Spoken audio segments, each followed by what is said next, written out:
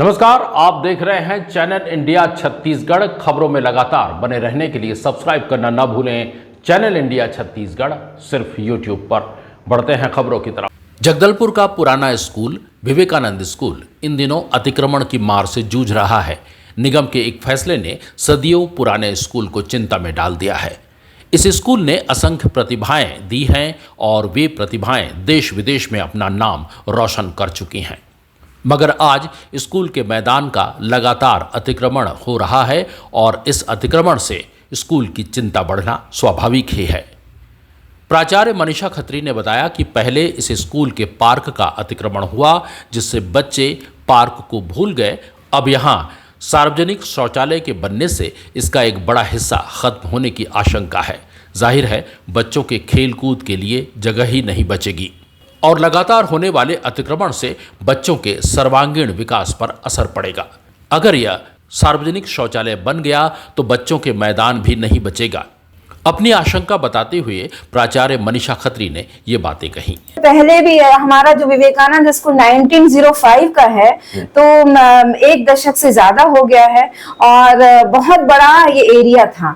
धीरे धीरे एनक्रोचमेंट होता गया, बहुत सारे अवैध कब्जे होते गए। इस हमारे राइट साइड में अंत व्यवसाय का कॉम्प्लेक्स है, जिसको डिसमेंटल करने के लिए रजत बंसल सर ने कहा था, लेकिन वो अभी भी वैसे ही है। हमारे लेफ्ट साइड में भी हमारा पार्क था, वो पार्क भी एनक्रोचमेंट हो गया है और हमारे साउथ साइड में भी कुछ प्राइवेट लोगों ने यहाँ पे हमारी जमीन में, स्कूल की जमीन में बिल्डिंग खड़ी कर दिया गया है। तो हम रिपोर्ट करते रहते हैं, लेकिन फिर भी मतलब शासन प्रशासन से सैंक्शन हो जाता है। तो पूरा स्कूल का जो पूरा एरिया ही एकदम लिमिटेड हो गया है और बच्चे जो पार्क का आनंद लेते थे, खेल कूद करते थे, तो अभी हमारा गार्डन भी वही है, प्लेग्राउंड भी वही है। पिछले दिनों यहाँ से गार्डन में प्लांटेशन हुआ और वहीं पर थोड़ा सा एरिया, मतलब प्लांटेशन वाला एरिया को छोड़ के बीच वाला एरिया हमने प्लेग्राउंड की रखा है। अब वो भी चला जाएगा तो हमारे बच्चे खेलेंगे कहाँ पर। तो मैं बच्चों के लिए, स्कूल के लिए बहुत सजग हूँ कि बच्चों का ओवरऑल डेवलपमेंट हो और उनको खेलने कूदने का मौका दिया जाए। विवेकानंद स्कूल दर्शकों से जगदलपुर को असंख्य प्रतिभाएं देता आया है।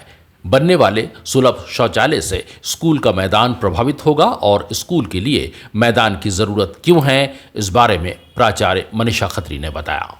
व्यवधान तो उत्पन्न होगा क्योंकि हमको जो स्कूल के लिए मान्यता मिलती है बोर्ड से, हर 2 साल में मान्यता के अप्लाई करना पड़ता है। तो उसको हमको प्लेग्राउंड का क्षेत्रफल, सभी कमरों का क्षेत्रफल, क्लासरूम की संख्या, सारी चीज भरनी पड़ती है। तो प्लेग्राउंड दर्शाना पड़ता है।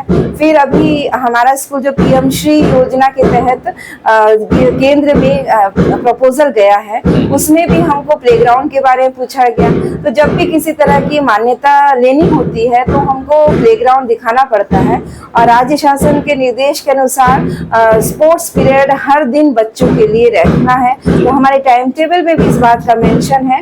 हर दिन बच्चों के लिए क्लास वाइज स्पोर्ट्स है और बच्चे वहाँ खेलते हैं। एक ही हमारा प्लेग्राउंड है और अभी पिछले दिनों कुछ लोग आए थे और इसमें नगर निगम से ही आए थे और उन्होंने कहा कि यहाँ पर सार्वजनिक टॉयलेट बनेगा।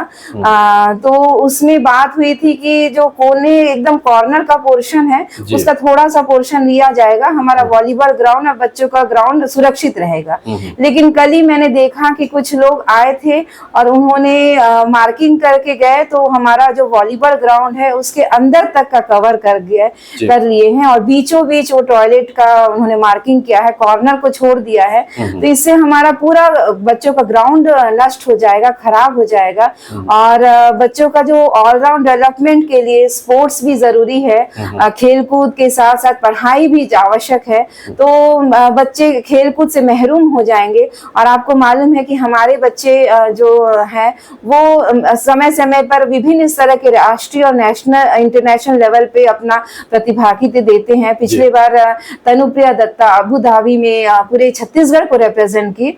सीरत फातिमा नेशनल लेवल पे बॉक्सिंग में गई थी। तो हमारे हमारे बच्चे खेल में बहुत अच्छा कर रहे हैं और बच्चों का जो है पूरा ओवरऑल डेवलपमेंट खत्म हो जाएगा। वो सिर्फ क्लासरूम के अंदर बंद के रह जाएंगे, सिर्फ पढ़ाई करते रहेंगे।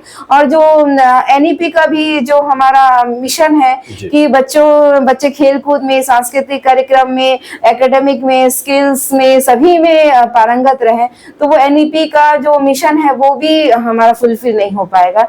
तो मैं फिर से निवेदन करना चाहती हूँ कि बच्चों के खेलकूद के लिए ग्राउंड को छोड़ दिया जाए और वॉलीबॉल ग्राउंड जहाँ पे उसको उसके अंदर तक लेके टॉयलेट का मार्किंग किया गया, उसको प्लीज न करे तो बहुत अच्छा होगा।